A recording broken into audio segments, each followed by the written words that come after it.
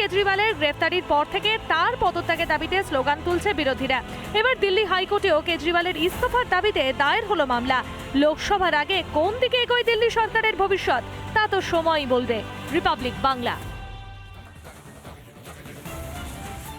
BJP দেশ জুড়ে এখন এক তন্ত্র আনতে চাইছে। এরা যেখানে যেখানে সরকারে নেই সেই রাজ্যে সরকার ফেলার চেষ্টা করছে।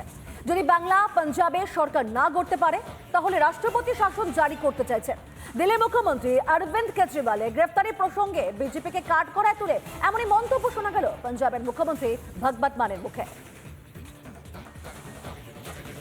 पूरे देश में ये रोष फैल गया है कल से कि बीजेपी जो है वो देश में डिक्टेटरशिप लाना चाहती है। अगर दिल्ली में सरकार नहीं बनी तो दिल्ली में सरकार की चलने नहीं देनी, एलजीपी चलेगी। अगर पंजाब में सरकार नहीं बनी तो गवर्नर तंग करेगा। अगर बंगाल में सरकार नहीं बनी तो गवर्नर रूल करेगा। अगर केरला में सरकार नहीं बनी तो गवर्नर रूल करेगा। अगर झारखंड में सरकार नहीं बनी हेमंत सोरेन को गिरफ्तार करेंगे। ये बाबा साहब डॉक्टर भीमराव अंबेडकर का संविधान खतरे में है। आओ मेरे दोस्तों, 140 करोड़ लोगों को कहता हूँ, आओ इकट्ठे हो जाएं, वरना ये देश बर्बादी की तरफ लेके जा रहे हैं। ये सिर्फ और सिर्फ अपनी फोटो, अपने काम, बस और कोई काम नहीं।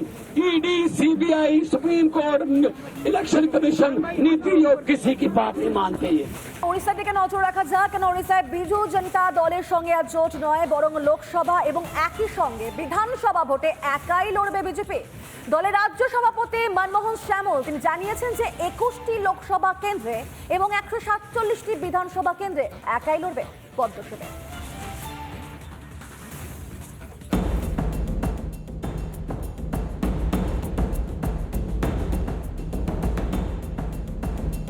ওড়িশায় এবার কড়া টক্কর হতে চলেছে বিজেপি ও বিজেডির মধ্যে, কারণ নবীন পটনায়কের রাজ্যে একাই লড়বে বিজেপি।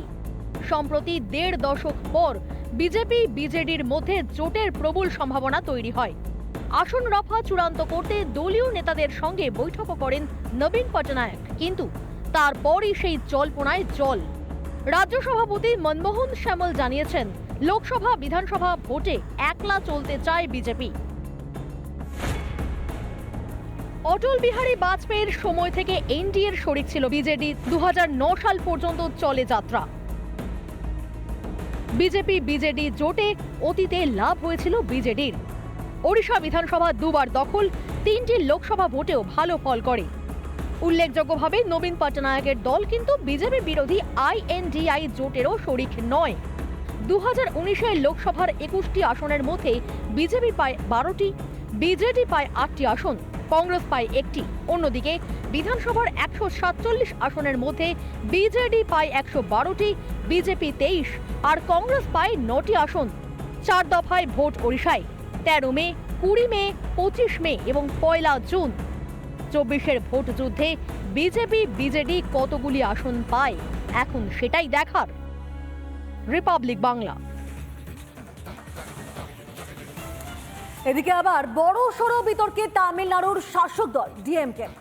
এতদিন বিতর্কিত কথাবার্তা ঘুরছিল ডিএমকে নেতাদের মুখে মুখে, আর এবার একেবারে লিখিতভাবে নির্বাচনী ইস্তেহার প্রকাশ করলো ডিএমকে। আর সেই ইস্তেহারে উল্লেখ করা হয়েছে নো সিএ নো ইউসিসি, অর্থাৎ স্ট্যালিনের দল এক দেশ এক ভোট ও নাগরিকত্ব সংশোধনী আইন কার্যকর হতে দেবে না। স্ট্যালিনের দলের এই ইস্তেহার নিয়ে এখন বিতর্ক তুঙ্গে দেশ জুড়ে।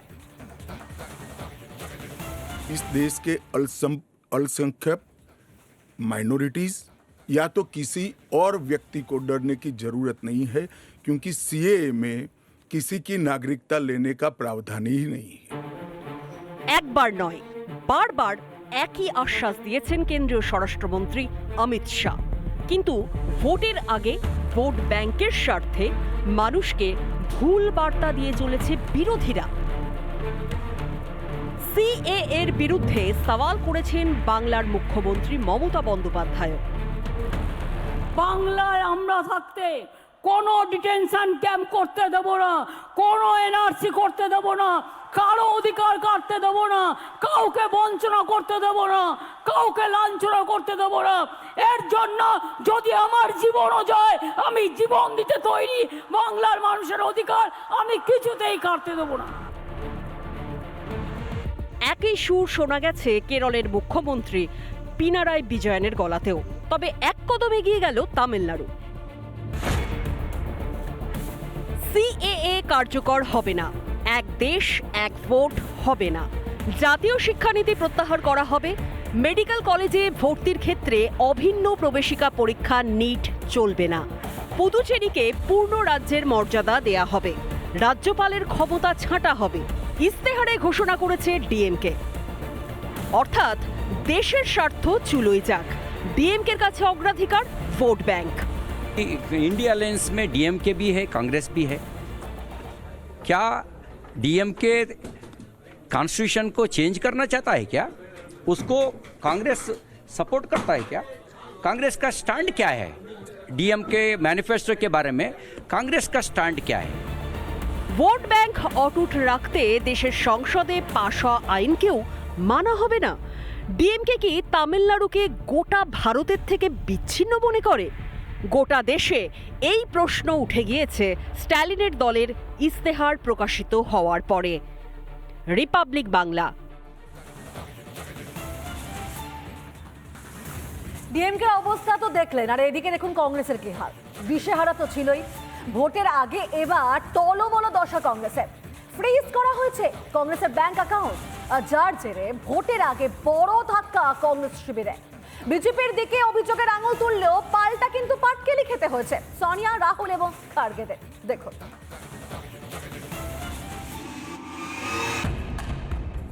একই ক্ষয়িষ্ণু দশা কংগ্রেসের। এরপর যেন গোদের ওপর বিস্ফোরা। 2018-19 অর্থবর্ষের আয়কর সংক্রান্ত অনিয়মের জন্য 105 কোটি টাকা কংগ্রেসকে জরিমানা করেছে আয়কর দফতর। ফ্রিজ করা হয়েছে শতাব্দী প্রাচীন দলটির ব্যাংক অ্যাকাউন্ট। নিয়ম না মেনে সাজা, যাকে অবশ্য রাহুল গান্ধী মনে করছেন গণতন্ত্রের ওপর আঘাত। ये है हिंदुस्तान का लोकतंत्र। ये क्रिमिनल एक्शन है कांग्रेस पार्टी के खिलाफ और हिंदुस्तान के लोकतंत्र के खिलाफ, और ये क्रिमिनल एक्शन हिंदुस्तान के प्रधानमंत्री कर रहे हैं। পাল্টা জবাব দিতে দেরি করেনি বিজেপিও।